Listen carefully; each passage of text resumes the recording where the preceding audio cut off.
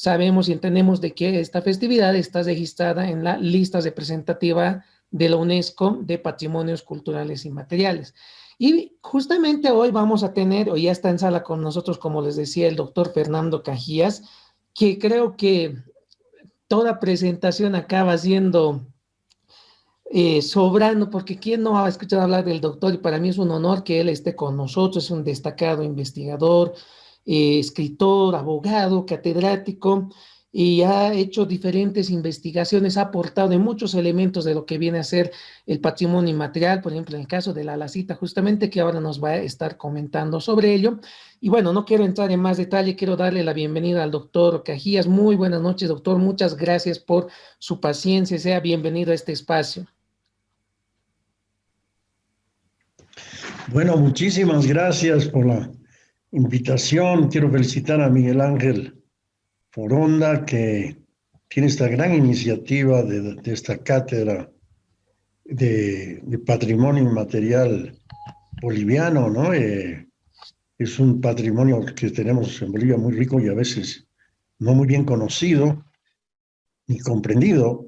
Así que lo felicito y más bien le agradezco esta invitación. Muchas gracias, Así que doctor. sí, sin más procedo a compartir la pantalla, sí. Claro que sí, Me adelante, parece doctor. Y un saludo, por supuesto, a todos los que siguen esta cátedra y especialmente el día de hoy. Muy bien. Bueno, la cita es una festividad de una larga historia que se remonta a épocas prehispánicas, pero tal como se la conoce hoy, es por un largo proceso de incorporación y de fusión de diversos elementos, tanto de la religiosidad andina como del catolicismo.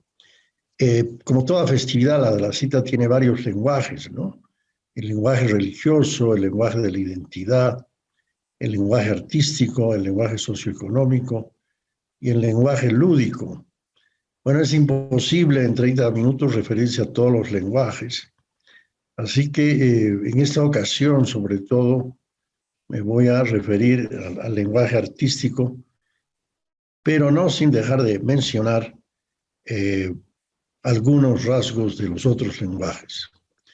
Porque sin duda, antes de explicar el lenguaje artístico, es importante recordar que el lenguaje religioso en casi todas nuestras fiestas es el principal lenguaje, es el que determina la fecha.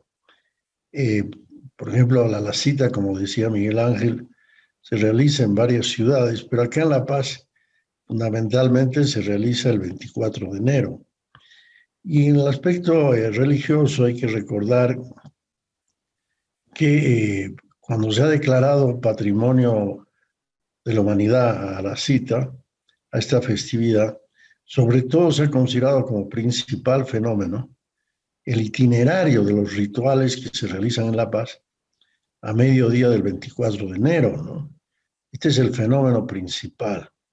Y bueno, todo paseño recuerda que, bueno, hay rituales previos, ¿no? Como el de la medianoche que hacen muchos artesanos previamente, pero sin duda lo que pasa el 24 de enero es fundamental, ¿no? Todos adquieren sus miniaturas, que en realidad son las famosas illas.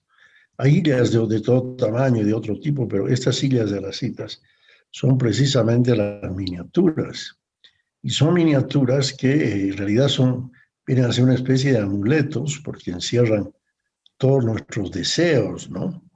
Pero para que esa illa se active, es decir, que produzca pues ese milagro de producir el deseo, tiene que seguirse un ritual.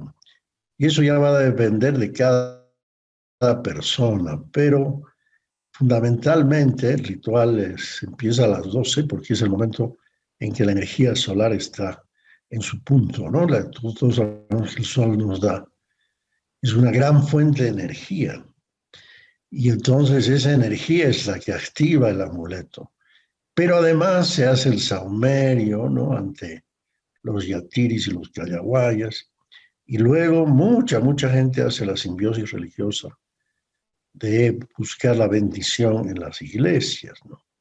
Y esto también es complementado con teatros que se hacen, que por ejemplo, estudiantes que quieren graduarse, pues hacen firmar su título, alguien que podía pasar por ser el rector, ¿no? Bueno, y en fin, estos rituales son muy importantes. Pero sin duda, una de las figuras centrales es precisamente el Ekeko, ¿no? El dios de la abundancia. Aquí está un bello Ekeko hecho en cerámica que presidía y preside la puerta de ingreso, ¿no? Eh, es el Ekeko se lo representa de diferentes maneras, a veces más mestizo, a veces más indígena, pero siempre rodeado de productos, ¿no? Habrán aparecido quecos que están con barbijo y que están con todos los elementos de la bioseguridad, ¿no? Pero en todo caso es el dios de la abundancia, que es la deidad más importante en la cita, ¿no?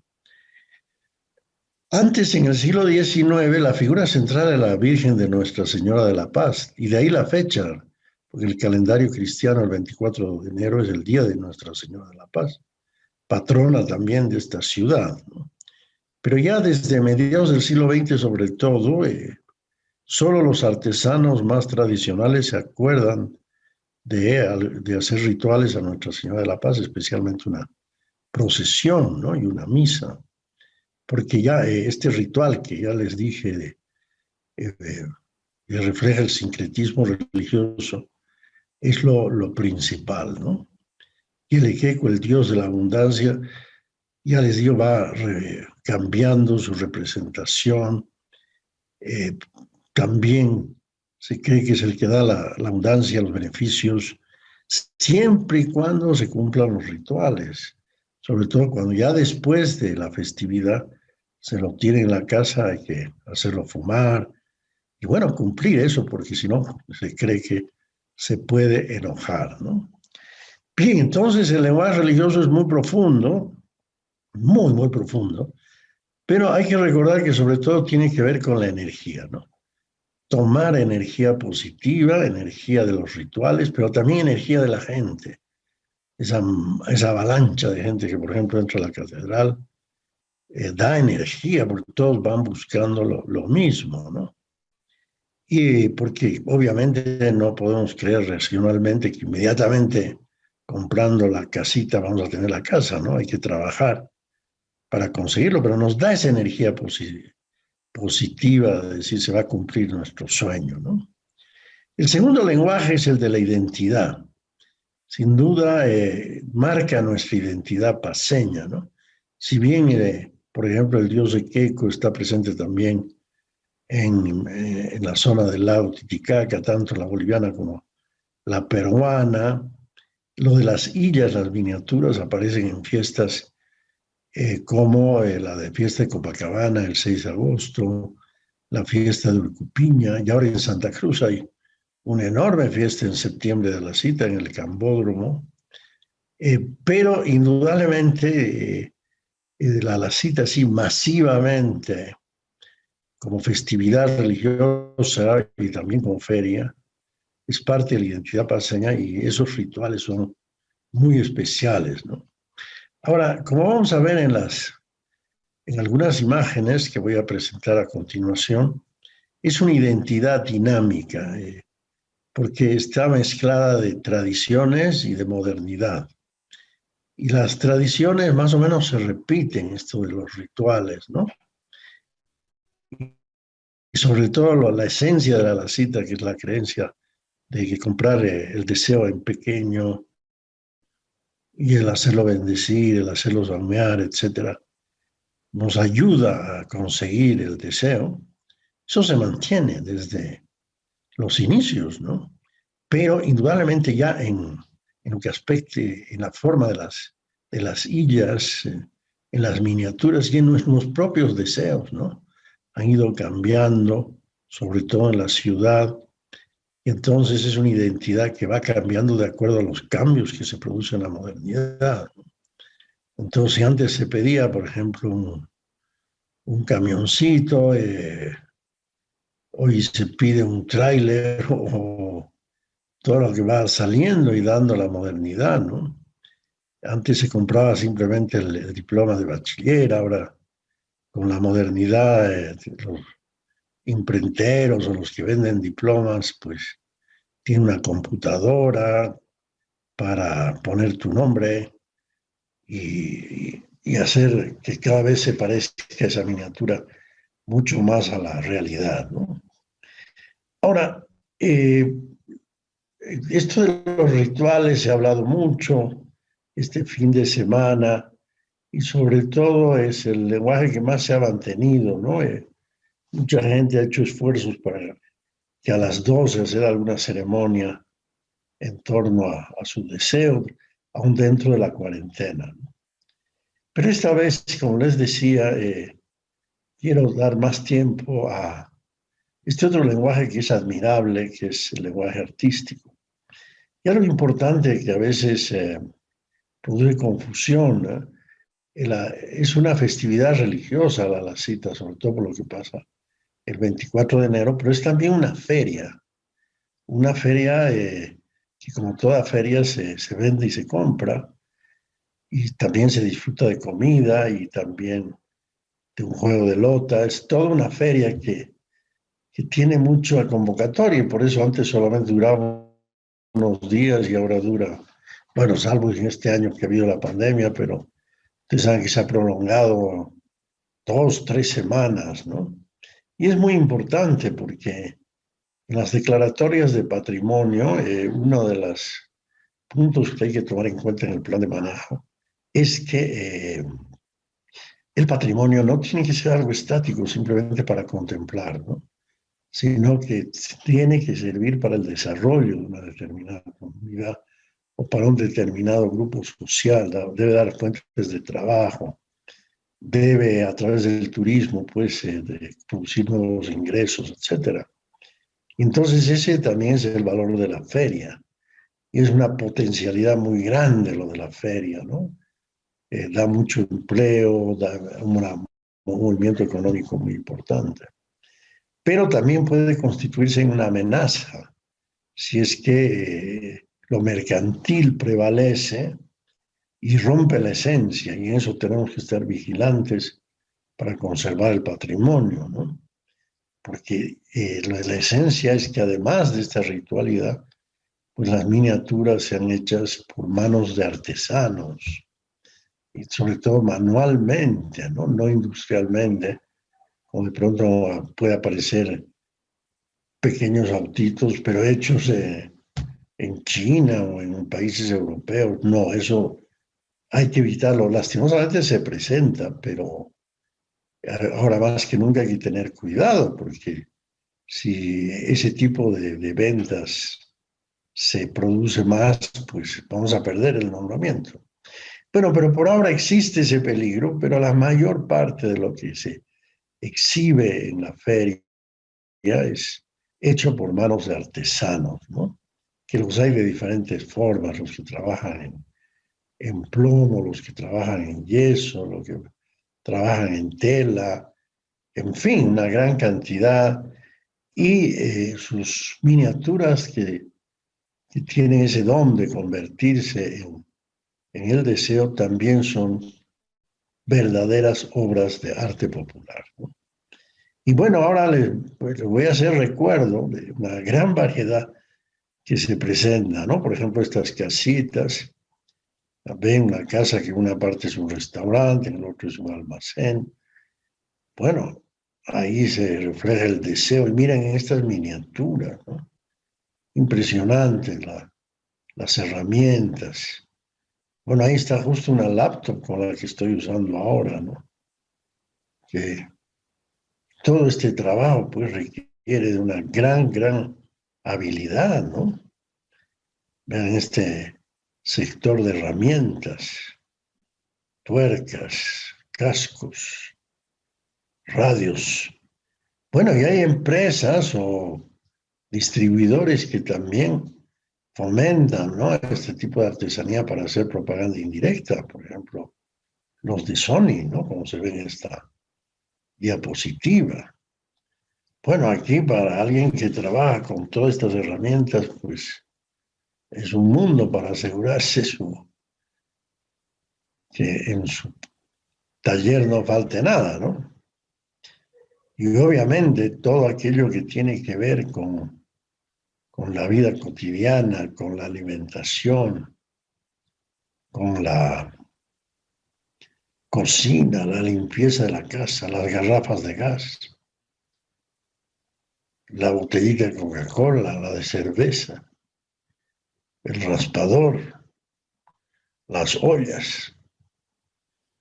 Y bueno, ustedes saben, todos los materiales de construcción, ¿no? Para tener la casa, pequeña bolsita, todo en pequeñito, ¿no?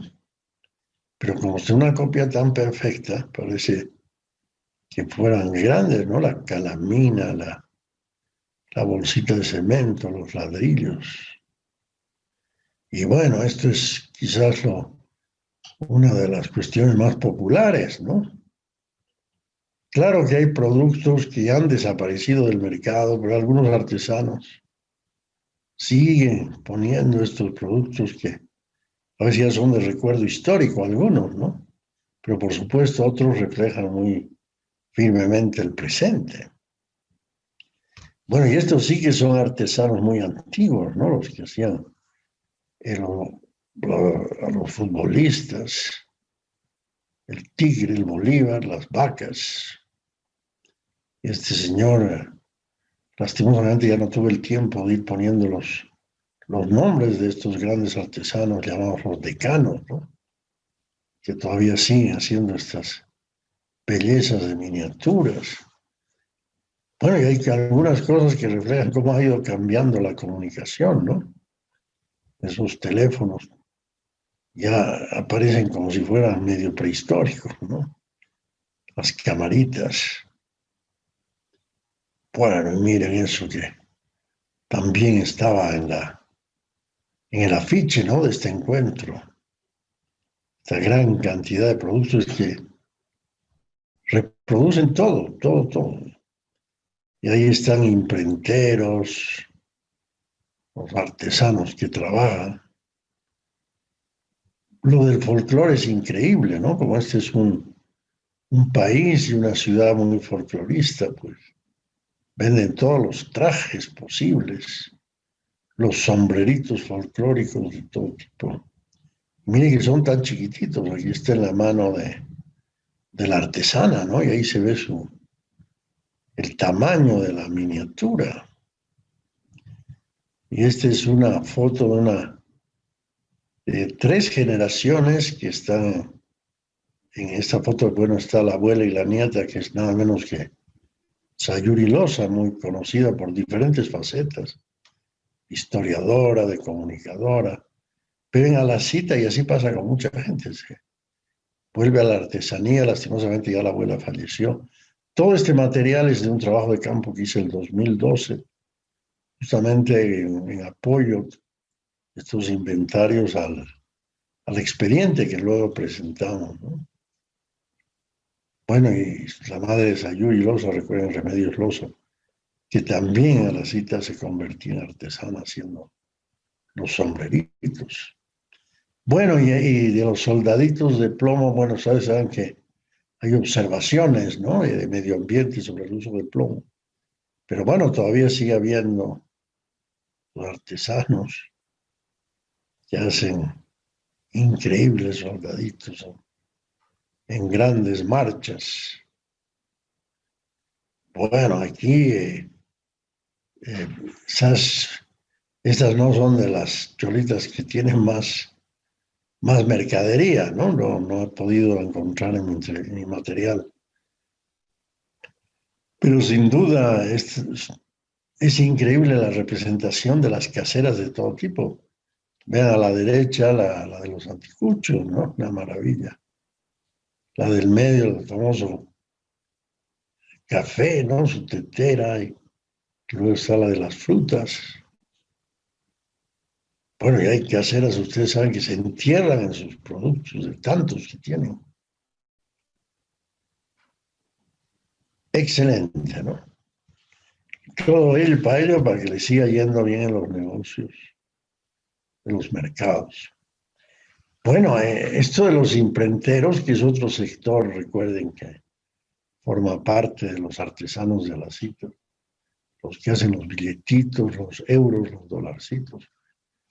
Eh, bueno, es increíble, ¿no? Si apareciera una nueva moneda, aparece aquí.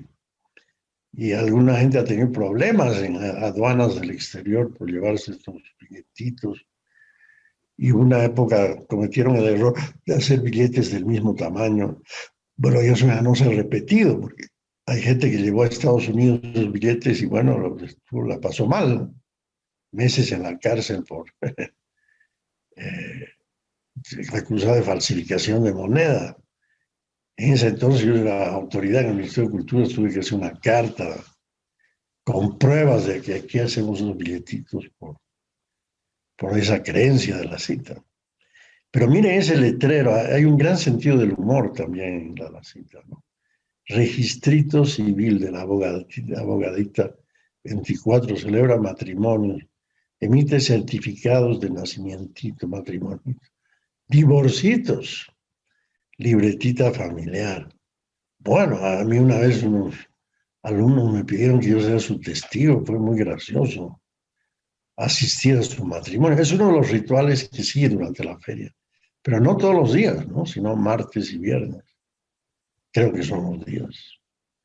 Y bueno, se celebra todo en chiquitito, con copitas de champán chiquititos. La libretita de familia, que aquí parece grande, está pequeñita. Bueno, y si alguien ya se resigna a ser dominado por su esposa, pues ya tiene el carnet de pocholo, ¿no? Bueno, recuerden que esto me parece que fue un gran invento de los estudiantes de arquitectura, pero luego ya se volvió general, ¿no? ¿De qué sirve comprar materiales de construcción si sabemos que gran parte del tiempo se pierden los trámites, ¿no? Entonces han salido estos planos de construcción, pero lo más importante es comprarse el plano aprobado y verificado por la honorable alcaldía municipal, que es un trámite, como ustedes saben, larguísimo, ¿no? Y peor, inscribirlo en derechos reales, ese ya es un calvario. Entonces, bueno, ahí ya está lo pequeñito para asegurarse la inscripción. Y lo de los impuestos, mira, otro de los trámites, ¿no? Sacar el NIT no es tan difícil como que ya se cierre el NIT, ¿no? Pero como ven, también aquí viene la crítica social, ¿no? Régimen general de impuestos fácil de sobornar. Exija su factura, no sea pirata, ¿no? Miren este letrero del tramite su mini carnet, mini licencia y credenciales, sin colas ni coimas. Sí tardamos solo un poquito. Y bueno, detrás hay un señor ahí con su pequeña computadora y le saca uno el carnetcito rápido. Como dice ahí el letrero, ¿no? Relativamente rápido. Pero no solamente hay carnet de identidad, hay este carnet que el señor ha sacado de cholero, ¿no? Que le da derecho bueno, a tener varias parejas. Bien, entonces como ven, el lenguaje artístico es múltiple. Lo que acá les he recordado, pues es una parte mínima de todo lo que estos artesanos hacen, porque se refleja la vida de una ciudad, de un departamento, de un país, de una persona. Se refleja ahí en las miniaturas. Y el otro gran lenguaje es el lenguaje lúdico, ¿no? El lenguaje que ahí ese es un lenguaje de feria, la diversión, los juegos de lota, los periodiquitos que son muy irreverentes, ¿no? Es decir, y eso existía desde el siglo XIX. En los trabajos que he hecho del siglo XIX aparece la referencia a periodiquitos que a veces se les va la mano, ¿no? En sus críticas al poder político, a la farándula, etcétera, etcétera. Y bueno, algo importantísimo es la buena gastronomía, ¿no? En la Feria de la Cita se come muy bien. Aquí está el sector Masitas, con grandes letreros en Aymara, con ese nombre que algunos antropólogos defienden, que no debe ser la cita, sino Chalacita. Pero a la vez hay de pronto esta herencia española de los churros, además que lo dicen, ¿no? Hay churros que dicen churros bolivianos y es otros churros españoles, pero indudablemente son los churros vienen por supuesto de España. Y además se han incorporado otros departamentos, ¿no? El sector Potosí, el sector Cochabamba. Y bueno, aquí Miguel Ángel sabe lo delicioso que son los apis de Oruro, que son todo el desayuno obligado en el carnaval de Oruro, ¿no? Bueno, y aquí están todos los días de feria, muchos puestos de api con sus empanadas infladas. Y miren aquí todo lo que se anuncia en ese lugar, hamburguesitas, sándwich de cholita, choripancitos, salchipapitas. Bueno, y aquí está un jadojito estegue chiquitito. Y las masitas.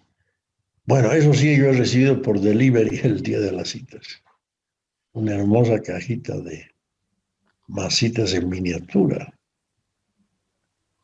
Y bueno, está también la gran lota, ¿no? Y sobre todo en la noche, como todo centro ferial, ¿no? Hay multiplicidad de ofertas de juegos, de lotas y de una cantidad de juegos, bueno, que no son solamente propios de la cita, ¿no? Sino de muchas festividades. La juventud ahí se une en torno a los futbolines.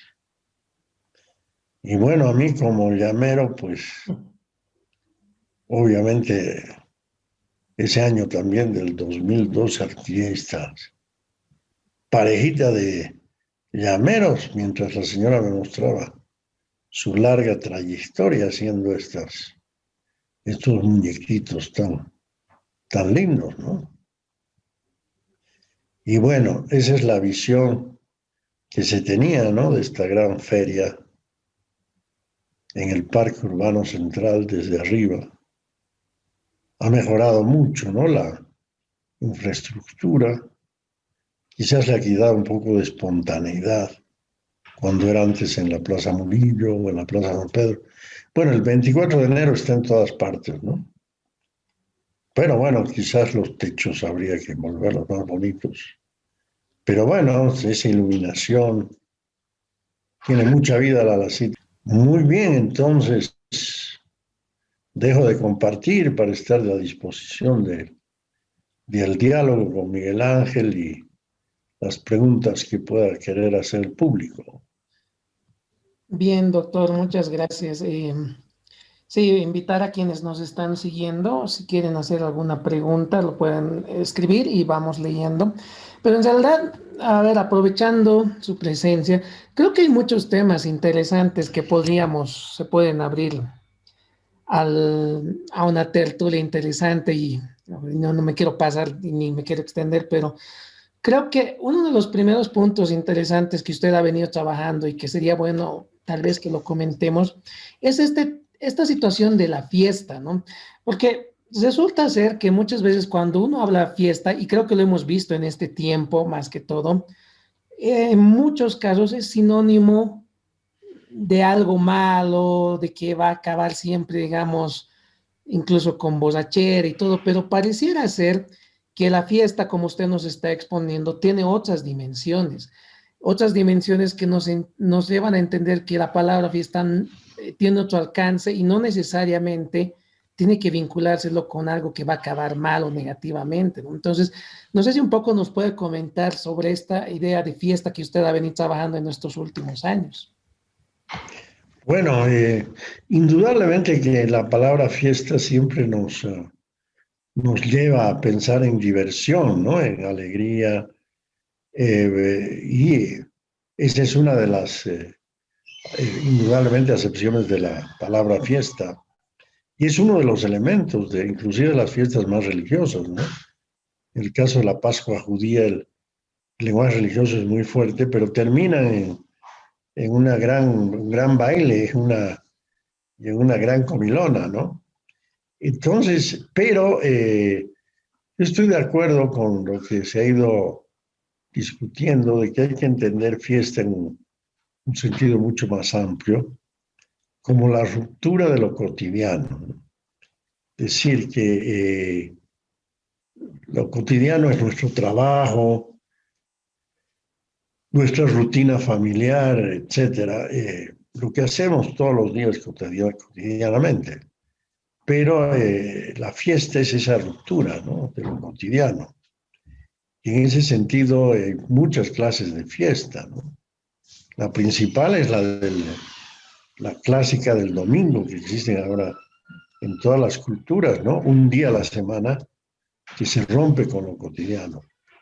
Se tiene un tiempo libre para otras cosas, ¿no?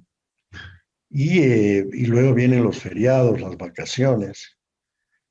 Y por supuesto están todas aquellas fiestas de carácter cívico y las de tipo religioso, que muchas de esas fiestas, como el caso del carnaval, ¿no? Es muy especial porque en el carnaval no solamente se rompe lo cotidiano, sino se lo transgrede en muchos lugares, ¿no? Se hace lo contrario de lo cotidiano. Por eso uno se disfraza, etcétera. Entonces viene a ser como el tiempo libre. Entonces, ese tiempo libre, obviamente que hay muchas personas que son contemplativas y ese día están con la familia, ese día están o están en las actividades religiosas.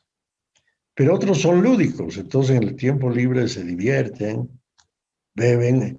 Ahora hay una cantidad de fiestas alternativas, hay gente que hace deporte, hay gente que viaja. Todo eso ahora es considerado como parte de un mundo de fiesta, ¿no?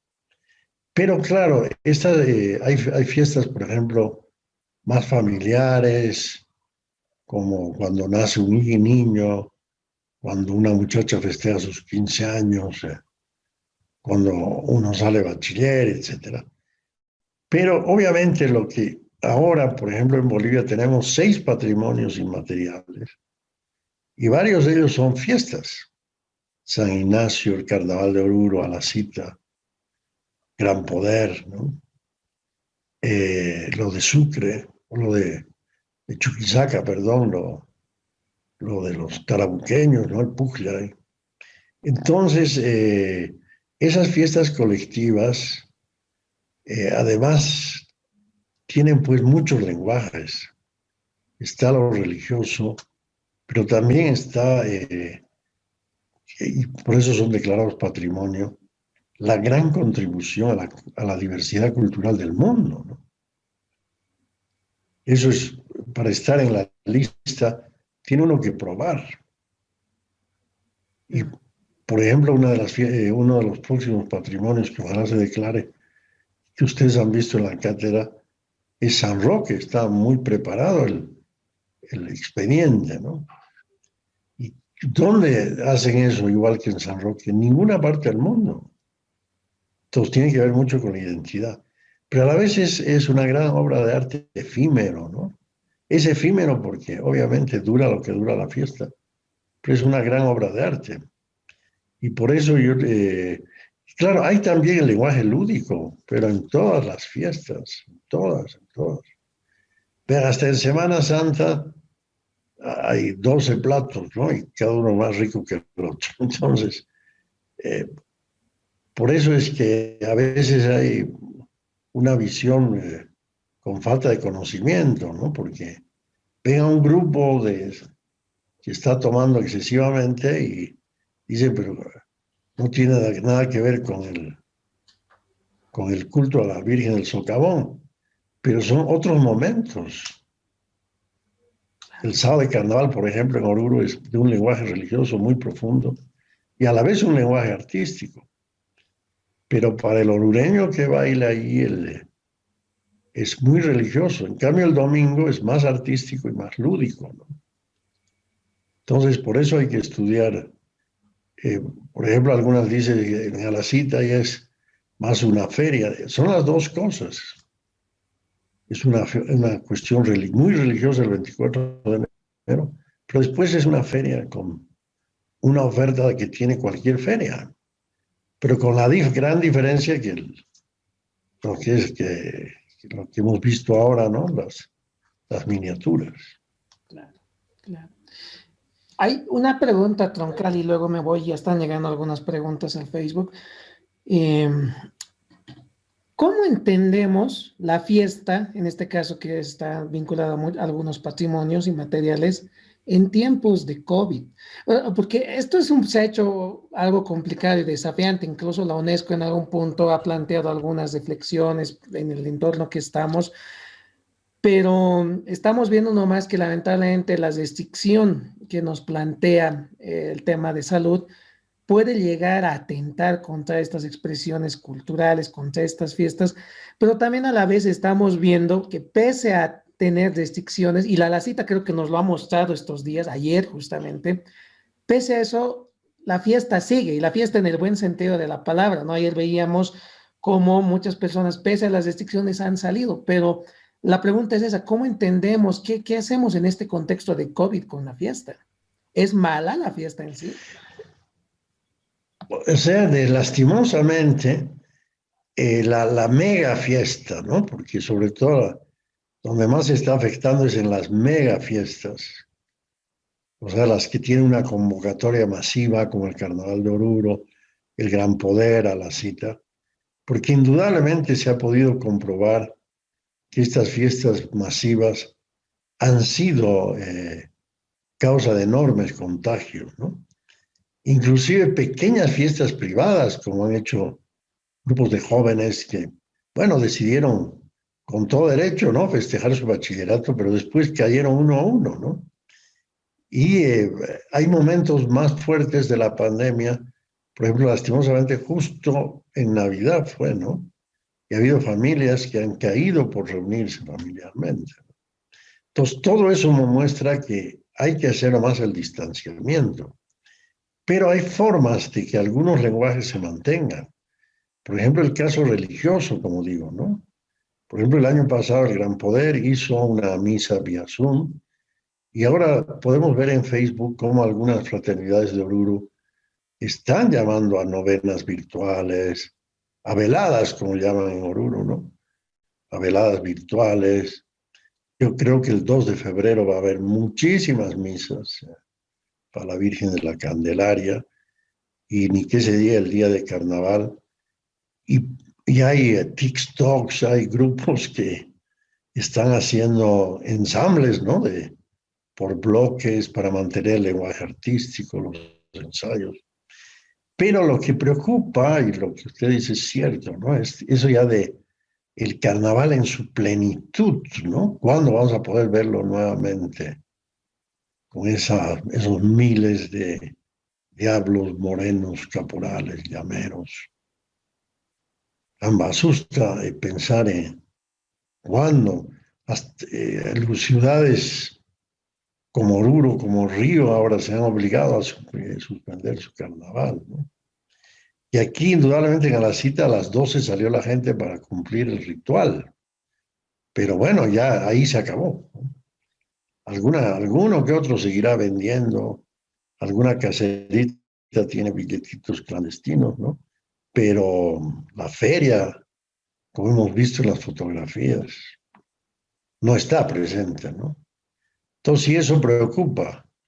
Pero como es una tradición tan fuerte, no creo que muera, ¿no? No creo que va a, va a reponerse. Bien, vámonos al Facebook. Nos llegan algunos comentarios. Saludos. Vamos a ver. Catalina Bonilla nos manda saludos. Varinia Oros, felicidades, linda charla. Un saludo a ambos. Elena Kielka, interesante, quedará grabado. Sí, sí, Elena, va a quedar grabado en nuestro muro y luego lo vamos a subir a nuestro canal de YouTube también para que lo puedan ver. Estamos creando un archivo digital también de todas estas charlas para que cualquier momento se pueda consultar o conocer con lo que nos presentan nuestros invitados. Janice Herrera, buenas noches. La fiesta de las Alacitas se celebra en distintas fechas a lo largo del año, en diferentes regiones del país. ¿A qué se debe esto? Pregunta. Bueno, en primer lugar, saludo a todos los que nos han saludado. No me equivoco, Marina Oroz es otra especialista en la cita. Y voy a, miren, esto de las diferentes fechas es parte de un debate que existe, ¿no? Sobre la verdadera fecha. Porque la cita es, recuerden, como el inicio de un ciclo productivo, ¿no? Y entonces, en ese sentido, ahí se ve la influencia del calendario cristiano occidental, y por eso esa fecha se cree que recién empieza a fines del siglo XVIII y se consolida el siglo XIX y XX, porque en enero, por ejemplo, el tema agrícola que está al medio está muy cerca más bien a la primera cosecha, ¿no? Pero en cambio en el mundo, por ejemplo, universitario, es obvio que el enero es un mes que uno planifica lo que va a ser el año, ¿no? Y muchas empresas. Entonces, como adecuado a la ciudad moderna, contemporánea, que sea el 24 de enero. Pero esa fecha está vinculada a Nuestra Señora de la Paz, como decía, pero también vinculada a que al año visto desde el calendario de Occidente. Por eso muchos antropólogos y arqueólogos creen que la referencia de fiestas de la abundancia marca más bien como fecha clave agosto, porque agosto es el mes de la Pachamama, el mes de la, de la preparación de la tierra, se pide permiso para empezar la siembra. Entonces, en este ciclo agrícola, es obvio que agosto es una fecha más adecuada y por eso tiene mucha relación con el famoso 6 de agosto ahora, ¿no? La Virgen de Copacabana, su fiesta. Y también en Urcupiña hay un elemento, no se llama la cita, pero tampoco en Copacabana, pero sí lo que es parecido es la presencia de la miniatura, ¿no? Como deseo. En Santa Cruz ahora la cita es en diciembre. En Puno, que han copiado tanto de nuestra la cita, pero tampoco es el 24 de enero, es el 3 de mayo. Lo vinculan con la fiesta de la cruz. Pero en resumen, porque hay varias fechas, la cita paceña, con sus rituales, con esas características que hemos visto, hoy por hoy es el 24 de enero, ¿no? Pero se cree que, sobre todo en función del ciclo agrícola, antes, en la época prehispánica, era ir en el mes de agosto, ¿no? Que es el mes en que se prepara el inicio de la siembra. Bien, sigamos con algunas otras preguntas. Esta que nos viene está un poco similar, ¿no? Ahí Jorge Ricardo Arce nos plantea si hay similitudes y relaciones entre la fiesta de la Alacita y, por ejemplo, esto que viene a ser el Calvario en el Carnaval de Oruro, ¿no? Ya que dice las actividades comunes, me refiero a las rifas, venta de miniaturas y otros, ¿no? Entonces, ha habido un punto, justamente en relación a esta pregunta, donde algunas personas se planteaban esto que se plantea Jorge Ricardo, ¿no? Si hay una vínculo, relación y cree entre lo que es el Calvario de Oruro, el Calvario que es para la Virgen del Socavón, y esto que es la festividad de la Lacita, ¿no?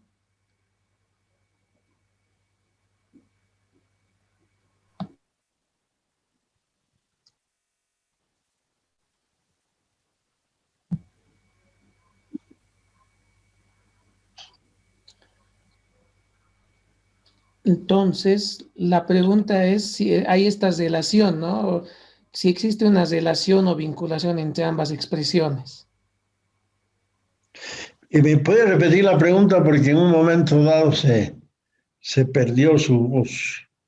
Ok, Leo, como le decía, esta es una pregunta que nos llega de Jorge Ricardo Arce. Buenas noches a Miguel Ángel y al doctor Cajías. Quisiera saber si existe alguna relación entre la Alacita y el Calvario de Oruro, debido a que hay muchos elementos y actividades comunes. Las actividades comunes me refiero a las rifas, venta de miniaturas y otros. Sí hay, por supuesto, una vinculación. Eh, eh, por ejemplo, ¿por qué la isla se considera la isla o miniatura se considera un elemento muy andino? Porque se ha podido comprobar ya desde la época de Tiahuanacu que se utilizaba la miniatura como un amuleto, ¿no? De abundancia. Había toda una referencia, por ejemplo, que los sacerdotes de la Isla del Sol recibían tributos en miniaturas.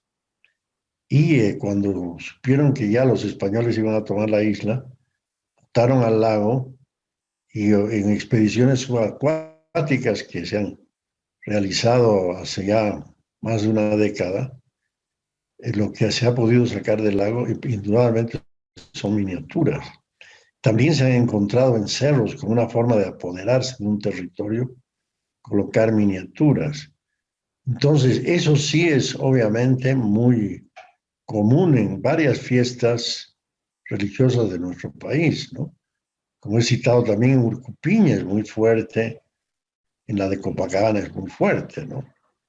Entonces, es un punto de coincidencia. Y este tipo de lotas, de juegos, bueno, ustedes saben, hay en todas las fiestas religiosas de barrio, ¿no? Yo me recuerdo de niño haber jugado en la fiesta de la Inmaculada Concepción en mi barrio de Sopocachi, ¿no?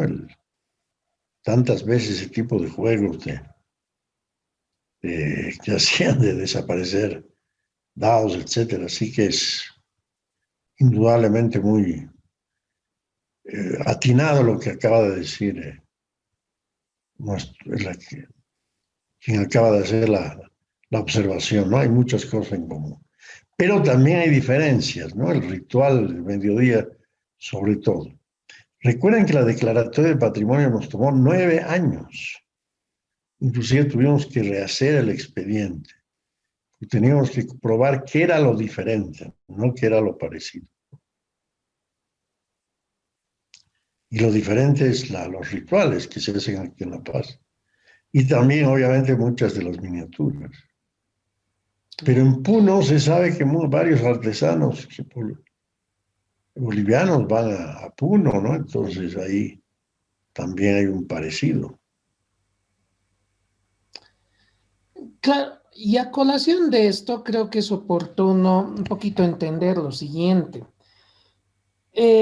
Cuando hablamos de la UNESCO, la postulación que se ha presentado, ¿qué es lo que con precisión se ha declarado y se ha registrado en la lista representativa? Porque entendemos por el nombre que está incluso consignado en la UNESCO que no es como tal la fiesta global de la cita, sino ahí se habla de los recocidos o no sé si un poquito podemos precisar esto en términos de comprender qué es lo que se ha declarado ante la UNESCO como patrimonio inmaterial. Y lo principal, lo que llama la UNESCO el fenómeno principal, es el recorrido ritual. Pero todos los otros aspectos que aparecen en ese recorrido ritual forman parte, obviamente, de este patrimonio. Como por ejemplo lo del Equeco, porque el recorrido ritual está en torno al Equeco. Están las bendiciones, están las miniaturas, ¿no? Pero lo principal es el recorrido ritual, ¿no? Porque indudablemente el Equeco es un dios, eh, según Bertonio, que es una transformación de Tunupa. Y Tunupa es un dios, era el dios principal de los Aymaras, del lago Titicaca.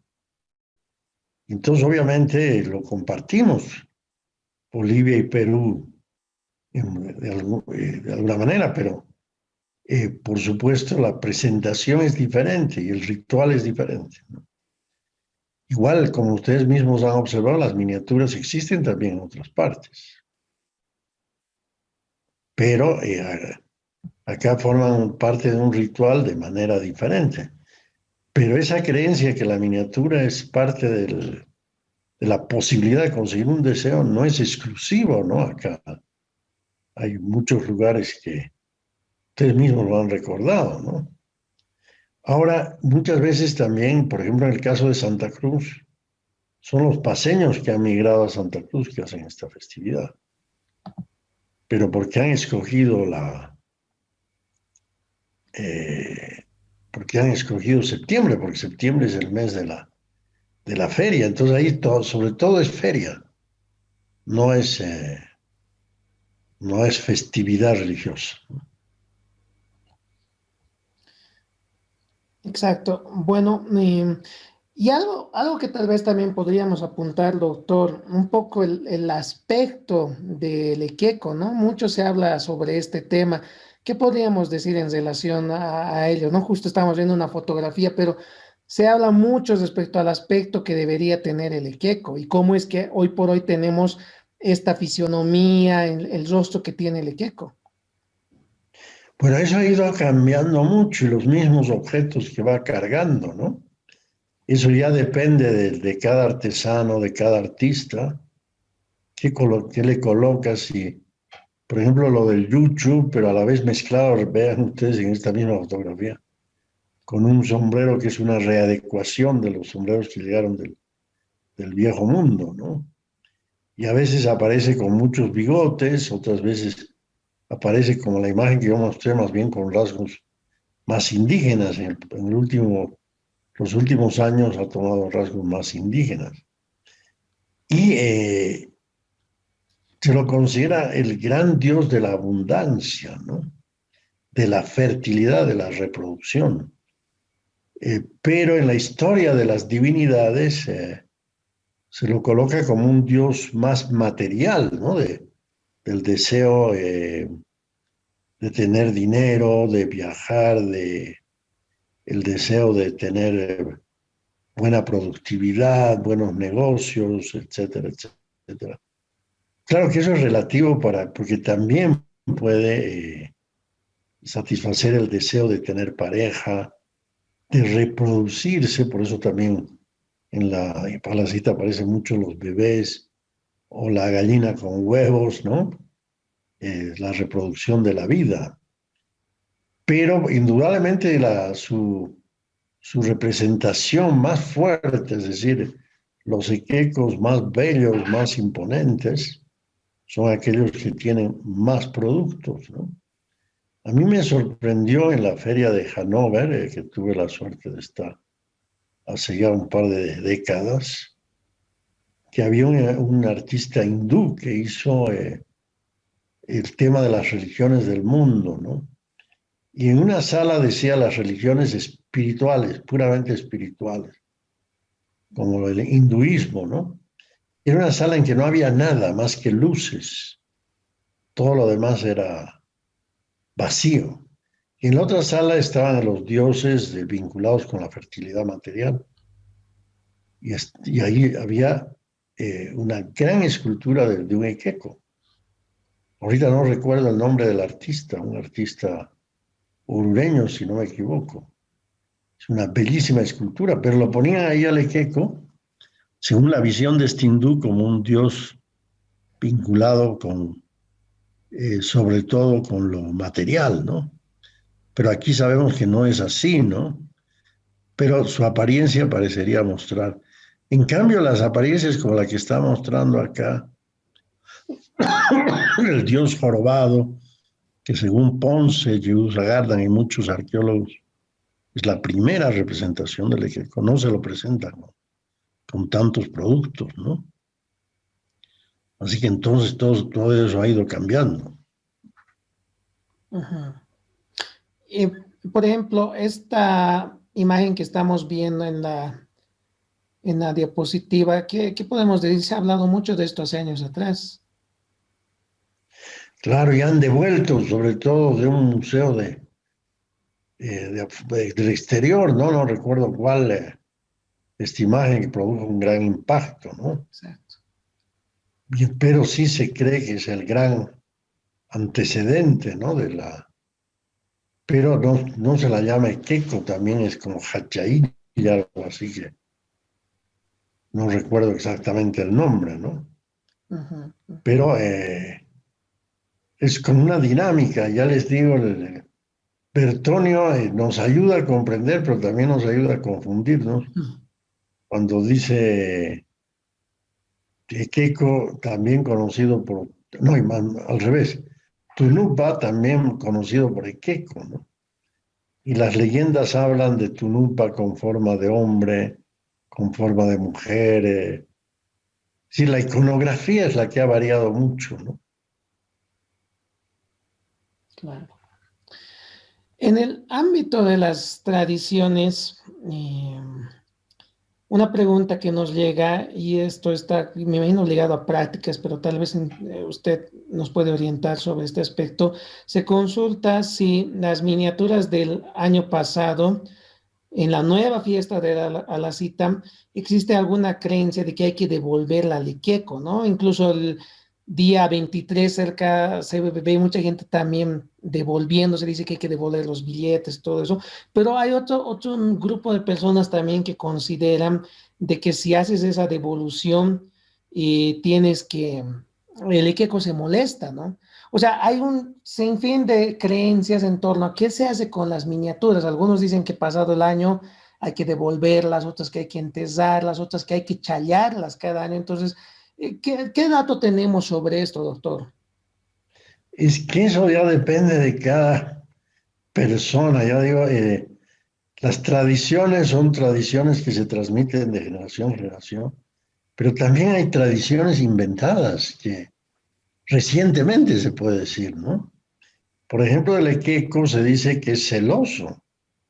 O Mm, sea que si uno tiene un equeco en la casa, no es así como un adorno, ¿no? Uno tiene que hacer un ritual cada semana. Por exacto. ejemplo, hacerlo fumar. Y, y si es una muchacha soltera, es, es mejor que no lo ponga celoso, ¿no? Porque el beneficio puede volver maleficio. Pero eso, ¿qué comprobación puede haber, no? Por ejemplo, ese invento que ha surgido hace 20 años que Santiago Apóstol solo quiere que se le baile morenada. Imagínese usted a Santiago Apóstol mandando esa orden, ¿no? Eh, Pero sin embargo, lo creen a rajatabla en todas las poblaciones que van en ese eje Tiahuanaco, Huachi, Taraco, ¿no? Solo bailan morenada en sus fiestas, ¿no? Y sobre todo en Santiago de Huachi. Igual esto del equeco celoso, pues no sé. Entonces ahí, indudablemente, el 23 en la noche, hay muchos que hacen ese rito que usted acaba de decir. Y que cuando hicimos el estudio para mostrar todos los detalles de la fiesta, ¿no? Observamos que frente al monumento del Equeco hacían rituales precisamente con las sillas del año pasado, como agradeciendo, pero devolviéndolas, porque para los nuevos deseos no sirve guardarse la del año pasado, sino todo tiene que ser nuevo, ¿no? Mm, Pero como usted dice, algunos dicen mejor enterraremos, porque por ahí estamos eh, rifando nuestra suerte, ¿no? Mire, otra cosa que es muy importante en esto de las creencias es el tema de la reciprocidad. claro, Eh, Porque hay muchos que creen que después de todo el ritual hay que intercambiar exacto. y intercambiar y que eso que el otro le ha dado es probablemente lo más seguro que se va a cumplir. pero intercambiar, no regalar. A mí me pasó cuando no conocía yo todas estas creencias y estaba inclusive de concejal que me dieron, los artesanos me regalaron muchas cosas, y especialmente billetitos. Y yo comencé a regalar y regalar a la bajada y alguien me agarró y me dijo, uno de los tradicionales me dijo, no tiene que hacer así, tiene que intercambiar. Está regalando su suerte y le va a ir mal ese año. Y ese año me fue mal. Mucha. Y bueno, estaba viendo que un candidato estaba regalando billetitos. Yo, bueno, de repente estaba cometiendo mi mismo error de regalar su suerte. Bueno, esa es una creencia que hay que intercambiar, no hay que regalar. Ah, Y si se regala es algo pequeño, pero no.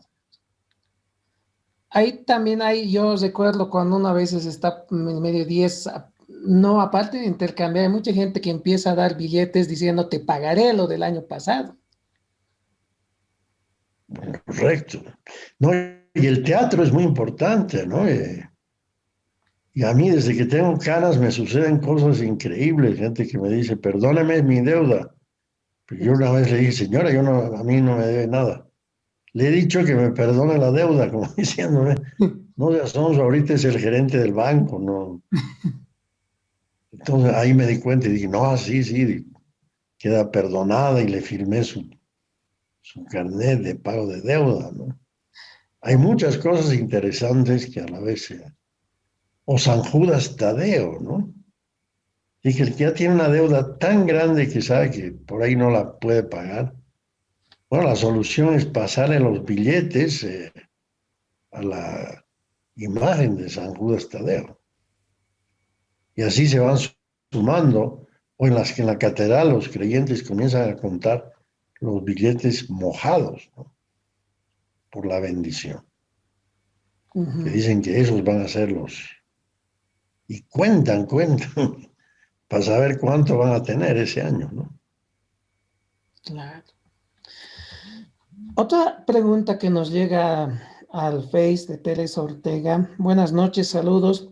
¿La palabra a la cita significa algo o de dónde viene? Y yo aumentaría eso es a la cita o a las citas en plural. Bueno, hay uno, sobre esto del nombre, hay todo un debate, justamente parte era en la presentación del expediente, ¿no? ¿Cómo íbamos a llamar? Y bueno, ustedes saben que ahora hay una intelectualidad aymara muy fuerte que está estudiando muchos de los nombres, precisamente los nombres reflejan.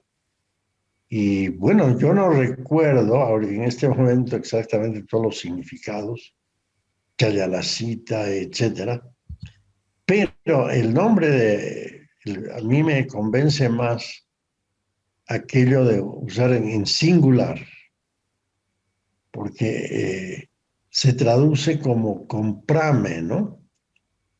Por eso es que algunos dicen, ese no es el sentido de la fiesta. Lo de comprarme viene después, ¿no? Por eso ponen otros nombres. Pero en todo caso, el nombre más difundido y que todos lo conocemos es a la cita, pero si la traducción es comprarme, no puede ser en plural, ¿no? Claro, Entonces, se usa mucho más en singular. exacto. Bien, nos escribe Maurice Cazorla. Saludos, don Fernando, qué privilegio tenerlo. Un fuerte abrazo. Igualmente, También nos escribe Fabricio Cazorla. Felicidades, doctor. Siempre es grato y enriquecedor escucharlo. Admiramos siempre su trayectoria de historiador. bueno, si me permite, para hablar con los hermanos Cazorla y también usted, Miguel Ángel, me han invitado al Club del Libro de Oruro, uno de los clubes de libros de Oruro más prestigiados, para hablar de la sublevación de Oruro, así que ya les voy a hablar sobre ese tema, invitarlos a ver, ojalá puedan estar los hermanos Cazorla que tanto han trabajado también sobre ese tema. Exacto. Muy bien, doctor. A ver, seguimos leyendo algunos de los comentarios que nos llegan. Nuestro amigo Iván, de su página de Herencia Patrimonial. Saludos a todos, al expositor y a ti, Miguel Ángel. Buen programa desde Iquique. Nos envía saludos. Mm, María Leonor Valencia, extraordinaria conferencia. Gracias. Un saludo desde Pitalito, al sur de Colombia, puerta de entrada del macizo colombiano de Vigías del Patrimonio. Bien, entonces, hay un tema troncal, doctor, que creo que se aplica, y yo creo, y siempre pregunto mucho esto, particularmente a personas como usted que conocen el tema de patrimonio inmaterial, y es, digamos, en algún punto es la manzana de la discordia, como diríamos, y podemos agarrar el ejemplo de la cita, pero creo que perfectamente puede aplicar al Carnaval de Oruro también. Usted mencionaba en su exposición de que se debe mantener cierta estructura de la tradición, pero también decía de que estas expresiones no pueden quedarse estáticas. Entonces aquí viene la pregunta, como le decía, del millón es, ¿cuál es el límite para que este tipo de expresiones no rompa con la esencia de su festividad y que no sea considerada como una transgresión o una distorsión? La palabra que más se suele usar es distorsión. Y a colación de esto me animo a lanzar otra pregunta. ¿Bajo qué circunstancias se puede perder una declaratoria de patrimonio inmaterial ante la UNESCO? Bueno, ese es un debate muy grande, inclusive que fue previo a la Convención del Inmaterial que salió el 2003, ¿no? Porque antes, si recuerden el nombre de Oruro, dice obra maestra de la humanidad, porque es antes de la convención, obra maestra de la humanidad, patrimonio intangible, ¿no? Porque en esa época se utilizaba patrimonio intangible, pero ganó la posición luego de no usar intangible, porque intangible quiere decir lo que no se puede cambiar. Y más bien patrimonio inmaterial sí se puede cambiar, siempre que no se rompa la esencia, ¿no? Y yo quiero poner un ejemplo que se ha dado en Oruro muy fuerte, pero un ejemplo que se ha dado en la música flamenca, que fui testigo de ese debate, por eso lo uso, ¿no? Y es que los viejos cantaores de flamenco decían que el flamenco tenía pues como una especie de triángulo entre el que en la guitarra, el cante y el baile. Y bueno, y después ya un cuadrado porque era también el que tocaba la caja, ¿no? Bueno, pero ¿cuál era el debate? Que la mujer solo podía participar en uno de los tres, que es el baile, no podía cantar. En cambio, los jóvenes plantearon que ¿por qué no podía cantar la mujer en el cante flamenco? Si, por ejemplo, Azúcar Moreno era un éxito, en fin. Y al final los jóvenes ganaron porque ¿cómo impedir que la mujer pueda cantar, no? Dijeron, bueno, los dos son válidos. Lo que hacen los antiguos de que la mujer sea la que baile, el hombre también baila, por supuesto, pero también, y lo registraron tal cual, digamos, el flamenco tradicional. Y el flamenco más moderno, sí, la mujer puede cantar, pero sigue siendo flamenco. Y en el Carnaval de Oruro, como en el Gran Poder y en todas las fiestas andinas, la mujer, como se sabe, no participaba en muchas danzas. Y usted sabe muy bien como diablo que es, que en la diablada no había mujeres. Las chinas supai eran los que representaban, eran hombres. Pero ahora hay diablesas, chinas diablas, virtudes, y no ha dejado de ser diablada. No ha dejado de ser diablada. Entonces, porque la esencia principal de la lucha del bien contra el mal, el ritmo musical, la coreografía, todo eso se ha mantenido. Pero si ya aparece un oso panda, eso rompe la esencia, ¿no? Pero hay como una línea muy fina que hay que tener cuidado, ¿no?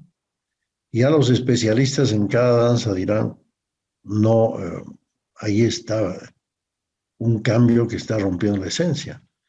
Por ejemplo, no sé si ustedes recuerdan al que dirigía el programa Genecherú, un gran estudioso de la danza del oriente boliviano. Bueno, Poma. Él protestaba con la danza de los tobas, que se interpreta en la zona andina, ¿no? Porque él decía, los tobas son del Chaco y aquí aparece el bloque de los macheteros que son del Beni, el bloque de los chirihuanos que los guaraníes eran los enemigos de los tobas. Bueno, sí, esos letreros es una tergiversación, pero cuando le pregunta uno a un toba, a un dirigente de los tobas, y dice, bueno, ellos dicen, no, es que ya no representamos solamente a los tobas, representamos a todo el mundo indígena de tierras bajas, ¿no? Bueno, entonces ahí, como ven, hay un debate, ¿está bien esos cambios o está mal, ¿no? En cada caso habrá que estudiar correctamente, pero en resumen, el criterio no es total, de absoluto. Los más tradicionalistas dicen que no debe haber ningún cambio, pero definitivamente se admite el cambio. Si vemos lo de la gastronomía,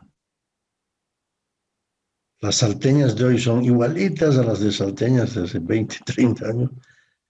Sí, mantienen el caldo, que es lo principal, y la forma. Pero ahora hay vegetarianas, hay fricasé, hay, bueno, ha cambiado y sigue siendo la salteña. Bueno, me está haciendo antojar una salteña. Eh, a ver, una cuestión que antes que pasemos de esto, también que quiero aprovechar esto para que quede claro, ¿no? Mucho igual se debate sobre lo que ha pasado con la convención justamente de la UNESCO y esto que usted mencionaba, ¿no? En caso de Bolivia, si es que no estoy mal, creo que tanto el Carnaval de Oruro como los Callahuayas tienen el reconocimiento como obra maestra, ¿no? Del patrimonio oral e intangible de la humanidad, pero ya posteriormente eso viene esta nominación de patrimonio inmaterial. Ahora, la pregunta es, ¿existe alguna diferencia sustancial entre ambos títulos o cómo debemos entender? Porque mucho se debate también sobre esto, ¿no? De quienes han sido declarados bajo otros parámetros, como los ejemplos que hemos mencionado, y bajo estos otros que son más recientes. No, yo no, indudablemente el título parece más fuerte, ¿no? De obra maestra, pero ahora todo está considerado como lo representativo del patrimonio inmaterial. ¿Qué quiere decir? Que sobre todo son grandes manifestaciones, grandes en el sentido de su importancia, ¿no? Pero sobre todo ahora se destaca que contribuye a la diversidad, ¿no? Entonces pueden ser fiestas pequeñitas como la de San Ignacio de Mojos, comparando, ¿no?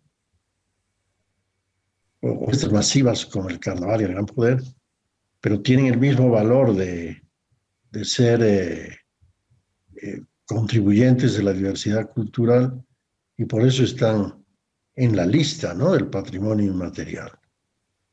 Porque no hay que olvidar que esto es parte también de la lucha contra la excesiva globalización que estaba haciendo perder las fiestas, ¿no? Pero todos reconocemos que ahora también la modernidad no solamente ha cambiado las miniaturas de Alacita, ¿no? Sino también cada vez la música, por ejemplo, que en algunas fiestas, como el caso de las chacareras, que utilizan ya grandes aparatos de amplificación de la modernidad, ¿no? Cuando entran a bailar en las calles. Y todo eso es válido también, ¿no? No es calificado como una tergiversación. Claro, claro. Y lo que quedó un poco pendiente era ¿Bajo qué circunstancias se puede perder el título? Ah, bueno, eso es, si obviamente el fenómeno deja de ser tal, que lo han cambiado tanto que ya no se parece a lo que ha sido declarado como patrimonio, y cuando ya pierde la transmisión de generación en generación, ¿no? Por ejemplo, ¿por qué en Potosí hay tanto temor de que pueda haber observaciones, ¿no? Al nombramiento, porque una parte esencial es el Cerro Rico de Potosí, ¿no? Y están trabajando de tal manera que hay el gran temor de que, bueno, ya se ve que ha perdido un poco su forma, ¿no? Mm. Que lo destruyan completamente. Entonces, claro, ahí viene la pugna entre, sí, por ejemplo, imagínense una ciudad que ha sido declarada.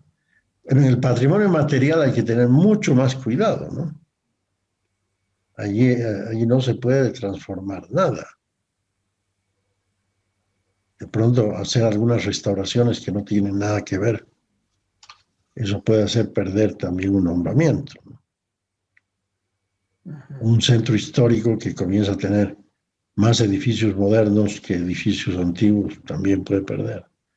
Y en el caso del inmaterial es como digo que la tucumana ya no es salteña, pues no, ya no puede ser considerado patrimonio, aunque tenga algunos parecidos de comida rápida, etcétera.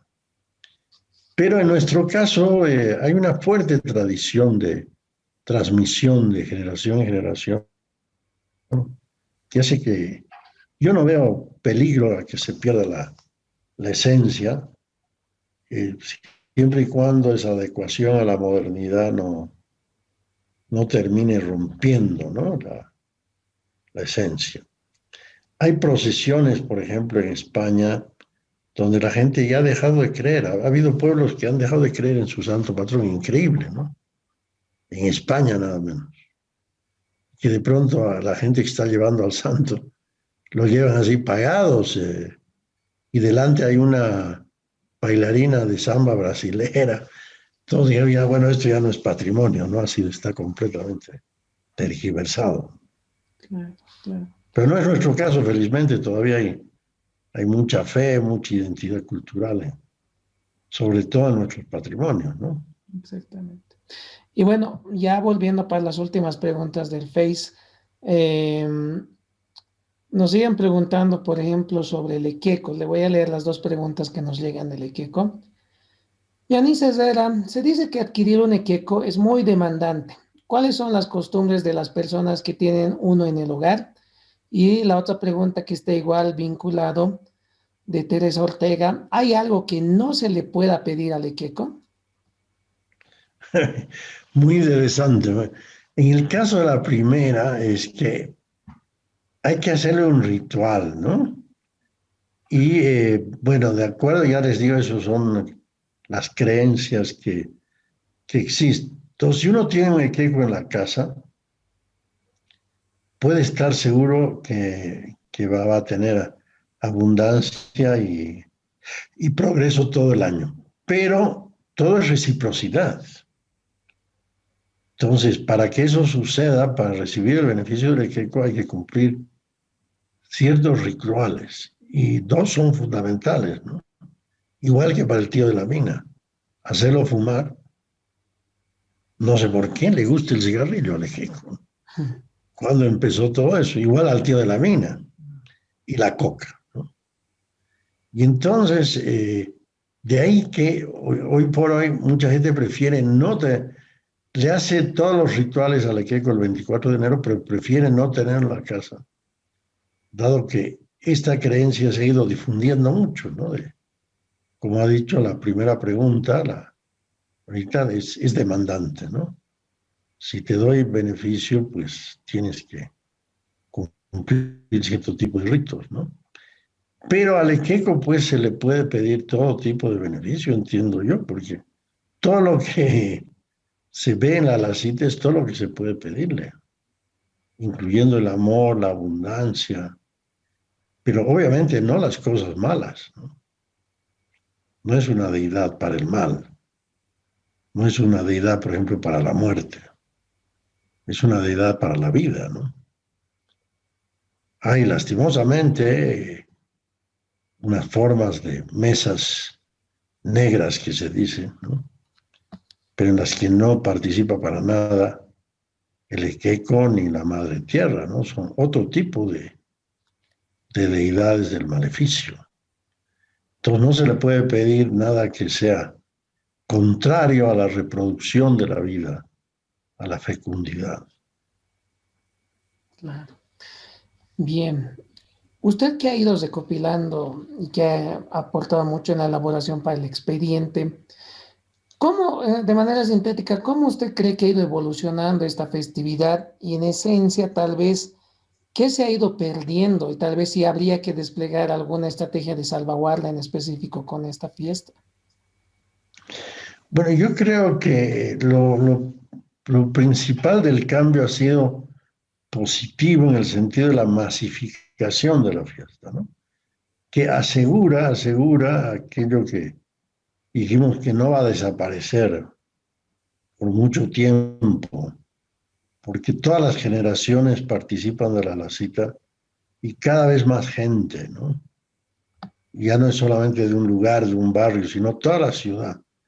En el expediente pudimos hacer una afirmación aérea y impresionante, cómo se ve la ciudad cubierta de este tipo de manifestación, ¿no? Pero, como digo, la amenaza que existe indudablemente es la excesiva mercantilización. Ese es un límite no solamente en la cita, sino en toda fiesta cultural, ¿no? Por ejemplo, en el Carnaval de Oruro, recuerden que hay antropólogos como Romero, por ejemplo, ¿no? Que manifiesta que eh, el convertir el dar mucha preferencia al bello espectáculo ha hecho perder algunos rituales que ya no se ven, por ejemplo, que toda la cuestión literaria de la Diablada, ¿no? Que obviamente la mantienen en sus aniversarios, en lunes de carnaval, en otras ocasiones, pero es que, claro, es imposible pensar que una Diablada se pare a hacer todo el relato, que ya es imposible por el tiempo, ¿no? Pero puede ser una amenaza, es cierto, que de pronto lo del espectáculo reemplace a todo el lenguaje religioso también del carnaval, a su lenguaje simbólico. Y en el caso de la cita, es muy importante porque de la cita vive mucha gente, cientos de artesanos, miles de artesanos. Pero la mercantilización no tiene que volverse lo más importante y no puede dejar que, digamos, comerciantes se hagan dueños de la feria vendiendo, porque obviamente hay mucho comerciante, porque muchos artesanos son artesanos y no les gusta vender y lo hacen a través de intermediarios, ¿no?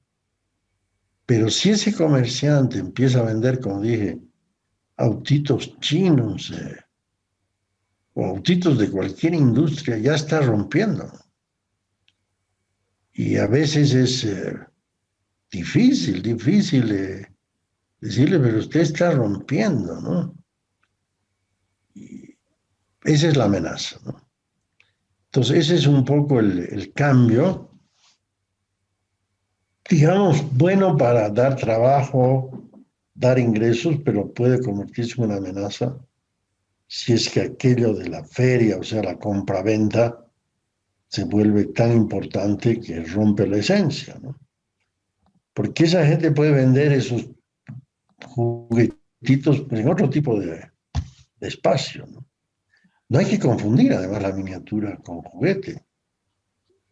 Por supuesto puede servir, ¿no? Pero algunos, como los soldaditos de plomo. Exacto. Pero no hay que meter esos productos, es una amenaza. Pero por otro lado, como hemos visto en esas fotografías, es increíble la habilidad de nuestros artesanos, ¿no? Ya le digo eso de los títulos de licenciado ahora hechos en computadora, en un instante, ¿no? Es un avance tecnológico. Ahí no es un peligro porque se mantiene la esencia de que tenga uno su título. Tesis empastadas, no sé si ustedes han visto, tesis empastadas igualitas que las que uno llevaba, ¿no? Ujú. Y ahora seguramente saldrán muchas cosas virtuales también, ¿no? Claro. Bueno, yo recogería, por ejemplo, no sé si va mi lógica bien, según los lenguajes que usted nos plantea en los trabajos que ha ido escribiendo, yo diría que en realidad tendría que haber una coexistencia, ¿no? Porque al final de cuentas también uno de los objetivos de los patrimonios es generar o considerar al área cultural como un área de desarrollo económico, ¿no? Entonces, pero como usted dice, ¿no? Tiene que haber un equilibrio en el cual no acabe sopesando sobre lo, por ejemplo, sobre el lenguaje religioso más lo económico.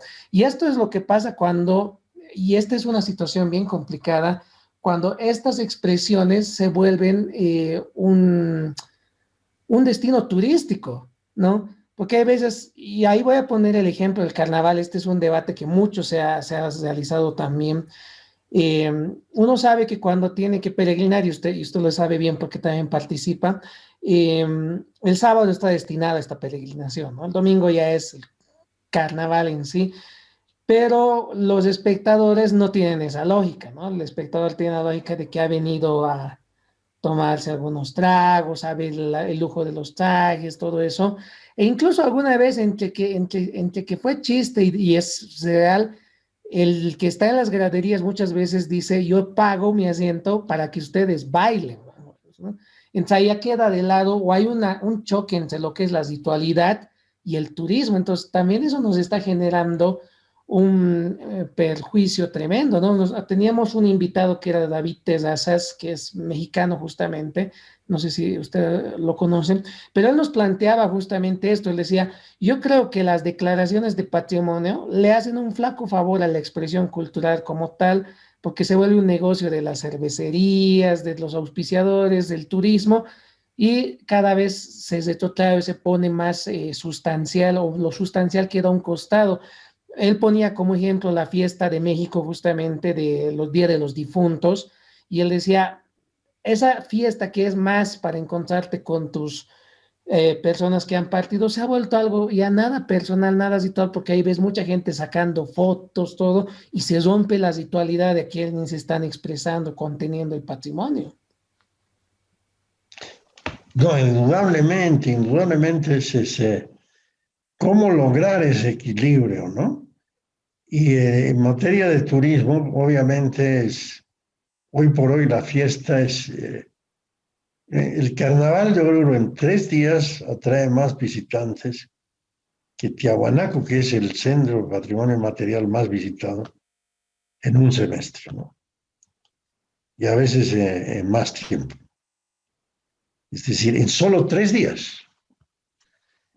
Y hoy por hoy se citan cifras, bueno, antes de la pandemia, obviamente, impresionantes, ¿no? Río batió su récord precisamente en el carnaval del 2020, con algo así de 4 o 5 millones de personas, una locura total. Oruro el 2017 tuvo como 500.000, un año en que Oruro, en que Tiahuanaco tenía 200.000 todo el año, o la Casa de la Moneda tenía 70.000. Entonces, la fiesta es muy, claro, es una enorme fuente de ingresos, pero también es una amenaza. Ahí hay que estudiar el equilibrio. Ha habido peleas entre operadores de turismo y antropólogos y arqueólogos. Por ejemplo, me contaba una alumna de turismo, además, que los Callaguayas es un atractivo para un segmento, no es masivo, ¿no?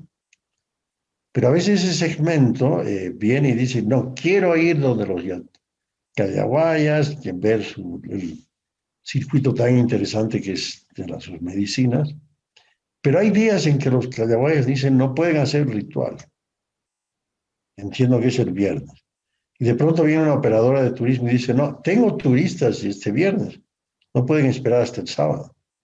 Pero el callahuaya no puede hacer el viernes, pues se siente mal. Entonces, sí lo hace. Entonces hay ese tipo de choques, indudablemente.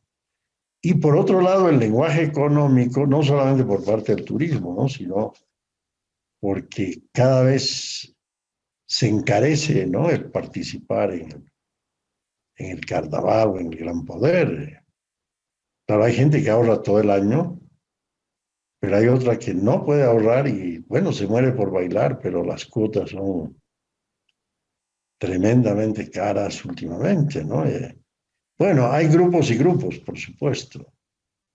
Por eso el lenguaje económico social ayuda mucho también para entender varios aspectos, ¿no?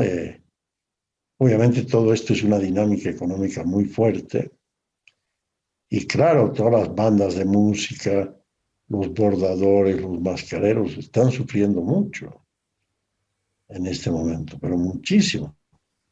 Ya me imagino con lo que han sufrido los artesanos de Alacite. Bueno, Sí, sí. no, da tristeza pensar en todos ellos, ¿no?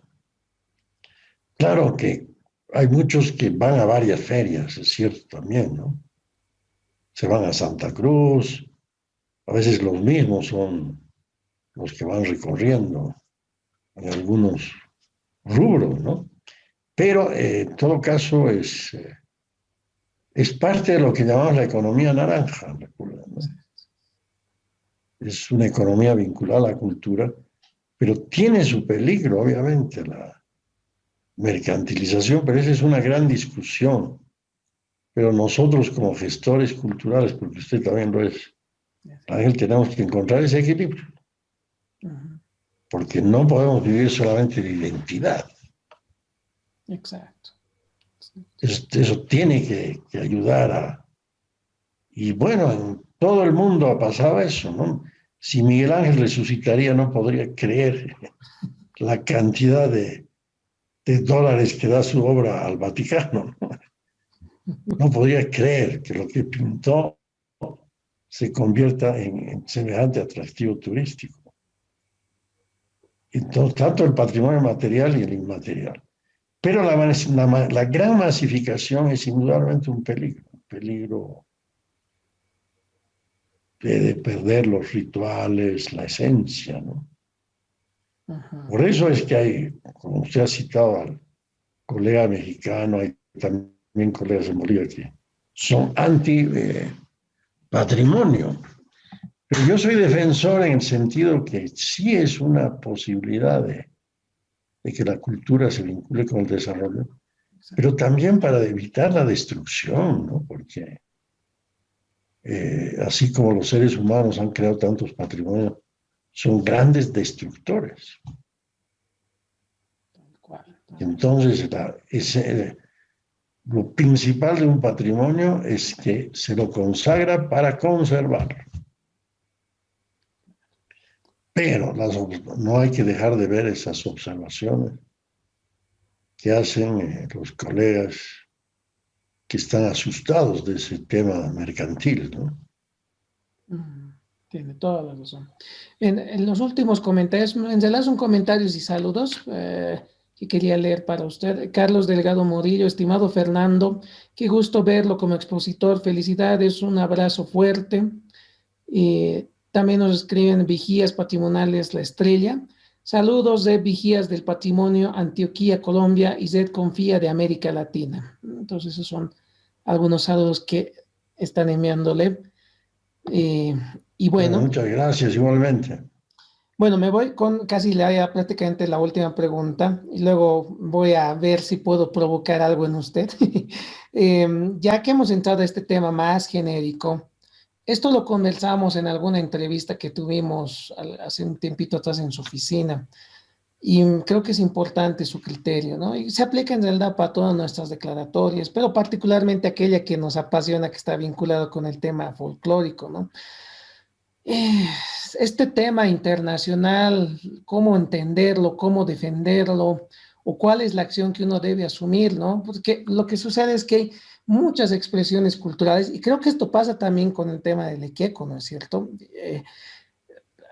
Obviamente se han forjado en una época donde los estados no existían todavía, y entonces aquí viene este tema de la rivalidad, de que ahora en este tiempo donde sí hay estos estados con sus límites territoriales, que me pertenece a mí, que no me pertenece, o sea, ya conocemos ese debate, ¿no? Que nos ha generado muchos dolores de cabeza, creo que las anécdotas y los casos sobran. Este tema, por ejemplo, en que en Perú se están empezando a hacer declaratorias de, por ejemplo, de danzas que aquí son parte del catálogo de especialidades del Carnaval de Oruro, se están haciendo declaraciones patrimoniales con leyes de declaratoria.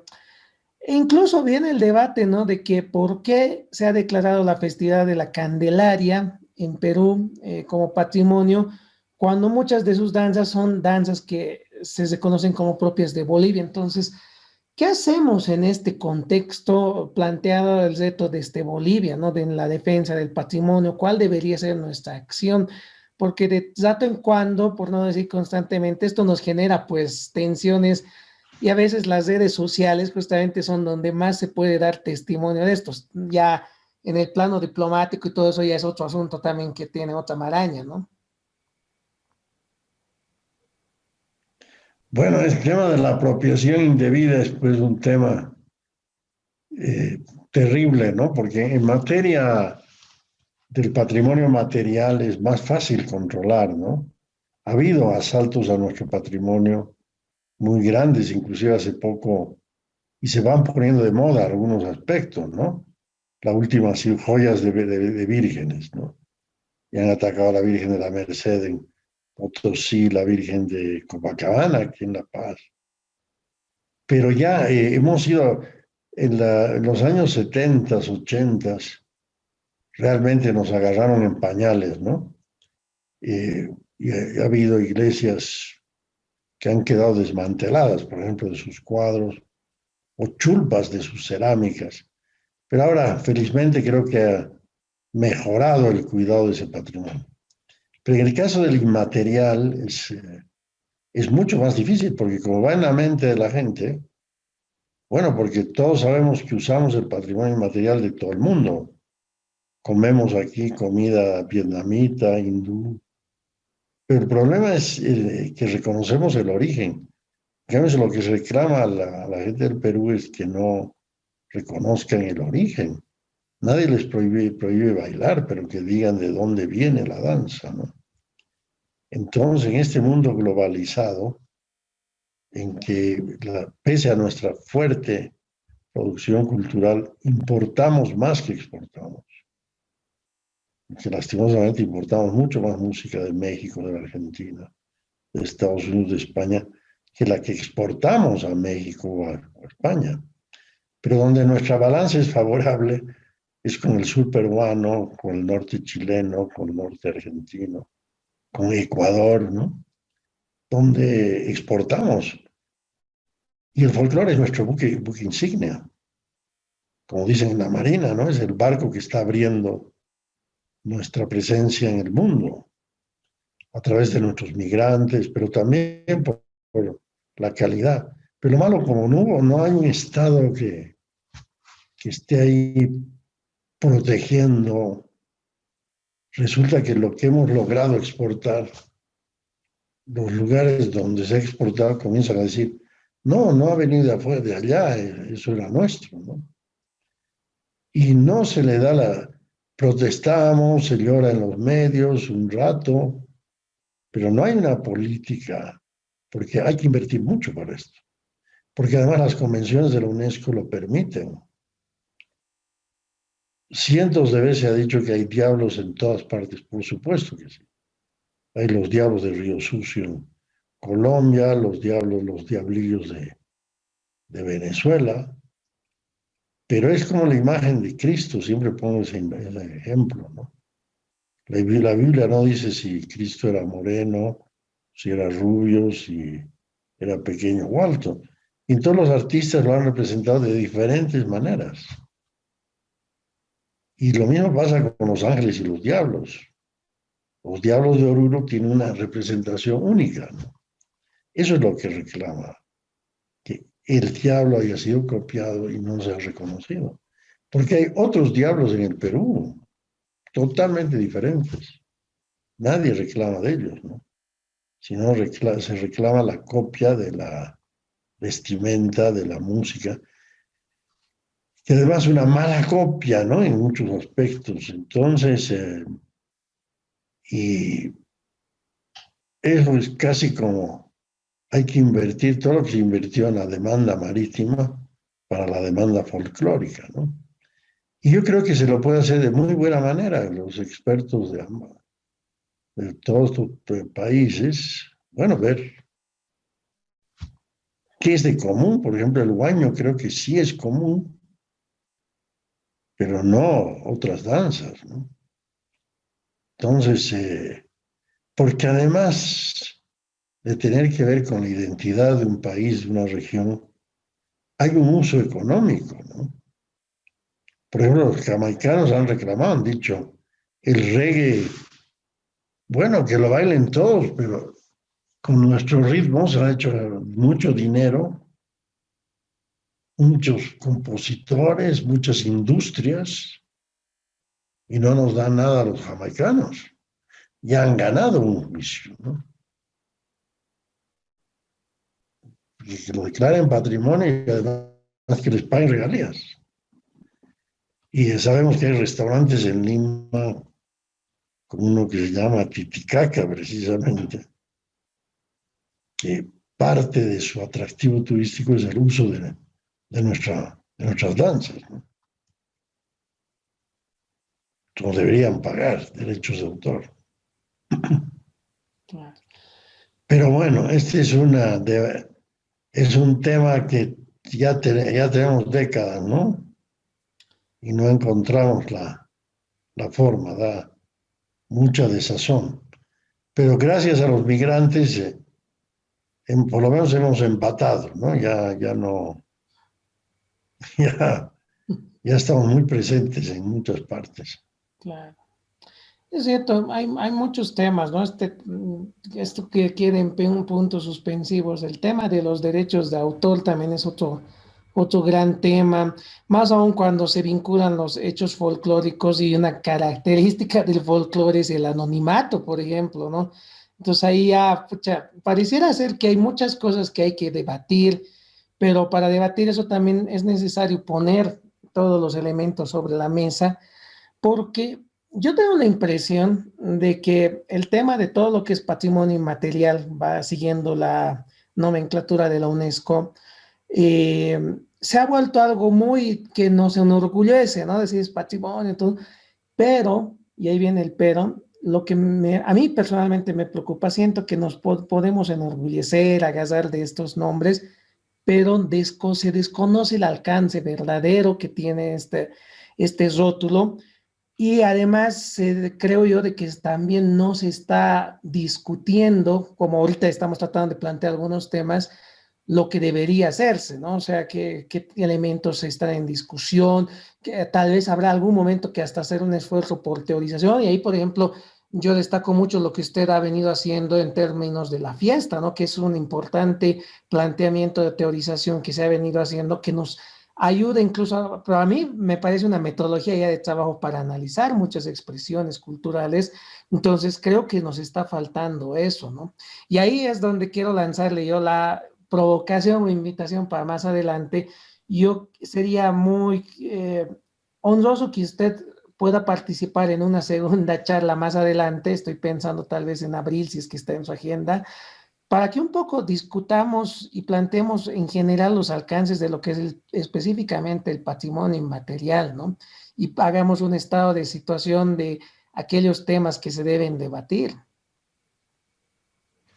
Bueno, con todo gusto, porque claro, es un tema profundo que ya no podemos discutir ahora al filo de la medianoche, Exactamente. pero en abril, por supuesto, o mayo estoy dispuesto porque inclusive ha ido cambiando a lo largo del tiempo también el nombre, ¿no? Exacto. Era patrimonio folclórico, etnográfico, intangible, inmaterial, y ahora se habla de culturas vivas, ¿no? Exacto. Entonces, por supuesto, a su disposición.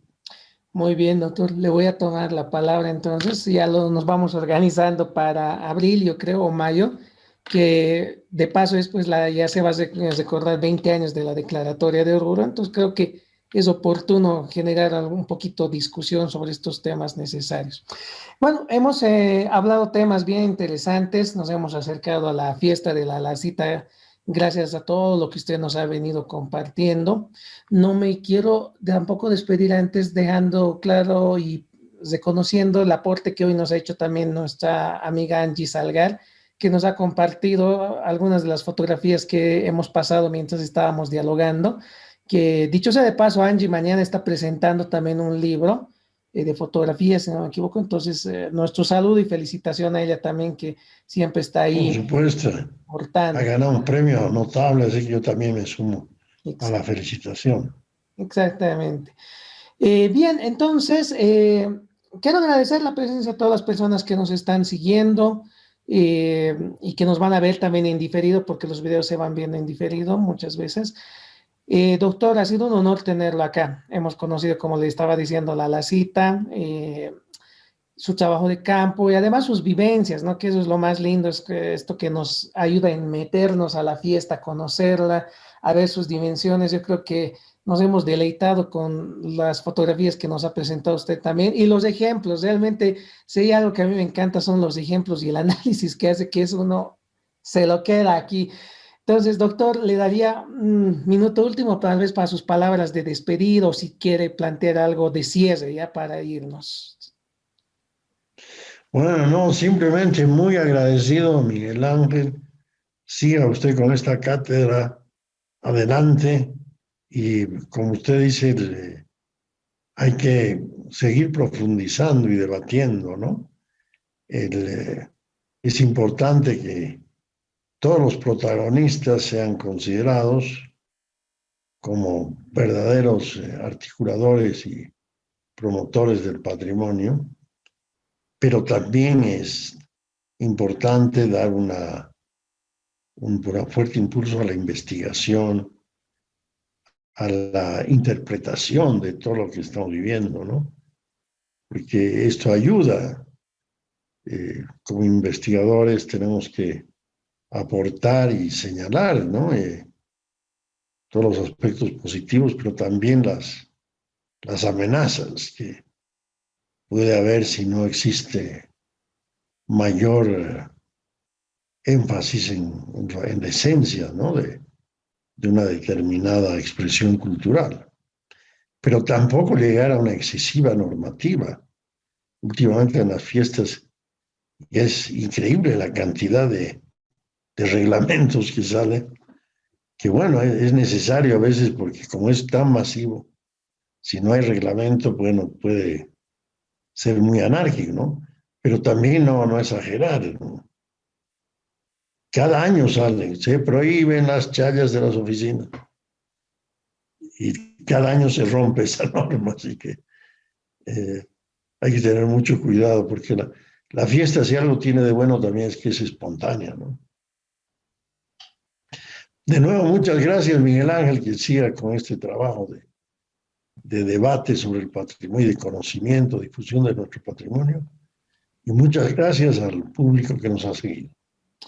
Muchas gracias, doctor. Buenas noches y pues nos estamos viendo en abril y por favor no deje de seguirnos cuando tenga tiempito también.